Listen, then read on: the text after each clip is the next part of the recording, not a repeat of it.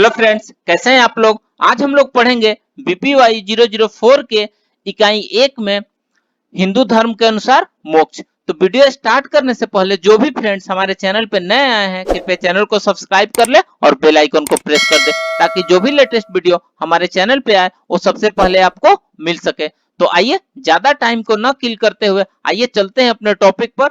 हिंदू धर्म के अनुसार मोक्ष।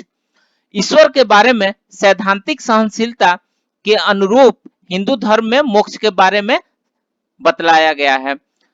प्रत्येक व्यक्ति किसी भी ईश्वर और मोक्ष की किसी भी पथ का अनुसरण कर सकता है। हिंदू धर्म में मोक्ष के लिए मुख्य 3 ही पथ है। पहला हो गया ज्ञान मार्ग, दूसरा हो गया कर्म मार्ग और तीसरा हो गया भक्ति मार्ग। तो आइए ज्ञान मार्ग के बारे में सबसे पहले हम जानते हैं।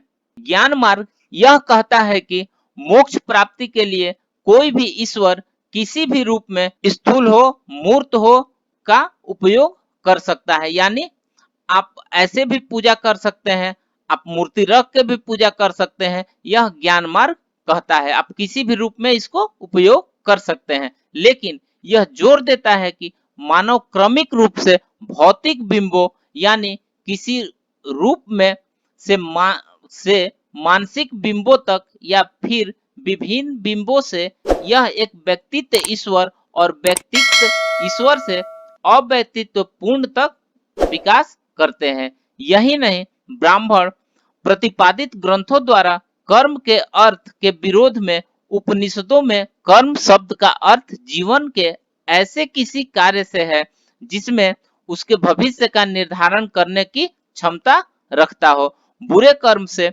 बुरा जन्म और अच्छे कर्म से अच्छा जन्म होता है, यह एक धारणा बनी हुई है। यह प्रक्रिया बार बार दोहराई जाती है और इसलिए आत्मसतत या बंधन या संसार या जन्म पुण्य जन्म के अंतहीन चक्र में पड़ती है और प्रत्येक जन्म की स्थितियां का निर्धारण पिछले जन्मों के कार्यों द्वारा ही निर्धारित किया जाता है। अतः चूंकि कर्म सिर्फ आगे के कर्म की ओर ले जाता है या अकेले व्यक्ति इस बंधन से मुक्त नहीं हो सकते हैं, उपनिषदों ने माना गया है कि संसार से बचने का एकमात्र साधन ब्रह्म ज्ञान की प्राप्ति और आत्मा का ब्रह्मा के साथ एकाकार होना है, यानी मेल मिलाप हो जाना है। यह बोध या ज्ञान यथार्थ रूप से मोक्ष की प्राप्ति की ओर ले जाता है। पूर्ण का बोध अपने आप में ही या तो सर्व बहिष्कारी पूर्ण अथवा सर्व समावेशी पूर्ण के रूप में होता है। सर्व बहिष्कारी पूर्ण का विचार वह है कि जब स्वयं यानी आत्मा को ब्रह्म के साथ बिना किसी गुण के पहचाना जाता है और इसे नकारात्मक शब्दों में नेति नेति के रूप में वर्णित किया जाता है, यानी ऐसे व्यक्ति को जो चीजों के नाम रूपों को वास्तविक मानता है और उनसे जुड़ा रहता है, अविद्या से ग्रसित कहा जाता है। सर्वव्यापक पूर्ण का अर्थ यहाँ पर यह है कि ब्रह्म आत्मसात जगत में इतना अधिक समाहित है कि सभी नामों और रूपों को मात्र एक परम सत्य के रूपांतरण के रूप में देखा जाता है। यहाँ अविद्या का अर्थ उसके साथ अपनी निकटता को अनुभव करने से है। तो इस प्रकार से हमने देखा। अब आइए नेक्स्ट देखते हैं कर्म योग। कर्म योग कर्म पर जोर देता है। वैदिक और मीमांसक दोनों अर्थों में कर्म का मतलब यज्ञ या धार्मिक कर्म से है जिसे अपनी व्यक्तिगत इच्छा को पूरी करने की दृष्टि से किया जाता है। यद्यपि गीता में बताए गए अर्थ में कर्म से अभिप्राय अपने कर्तव्यों को बिना व्यक्तिगत फल इच्छा के मात्र जगत की भलाई के निमित्त और सभी कर्मों को ईश्वर को समर्पित करने से है। इस अर्थ में सैनिक के लिए युद्ध में बिना किसी व्यक्तिगत इच्छा के देश की भलाई के लिए लोगों को मारना एक पुण्य का काम होता है।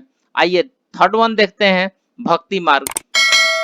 इसमें विपरीत धार्मिक कृत्यों और ज्ञान को वैध और परस्पर एक दूसरे को प्रबलीकृत करने का साधन माना जाता है, लेकिन ये दोनों तब तक अपूर्ण है जब तक भक्ति के अधीन और उसमें समेकित नहीं है। कर्मों को इच्छाओं से अप्रभावित या उसके परिणाम की परवाह न करते हुए ईश्वर में आस्था रखते हुए करना चाहिए। ईश्वर का आत्मा के ब्रह्म के साथ पहचान का अनुभव करने के संदर्भ में ज्ञान तब तक संभव नहीं है जब तक यह भक्ति से जुड़ नहीं जाता है। अतः भक्ति मोक्ष का एक पथ नहीं बल्कि स्वयं ही मोक्ष है।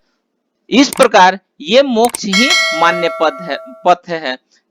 किसके लिए कौन सा अनुकूल है इसका निर्णय आप स्वयं करके अपना मोक्ष प्राप्त कर सकते हैं।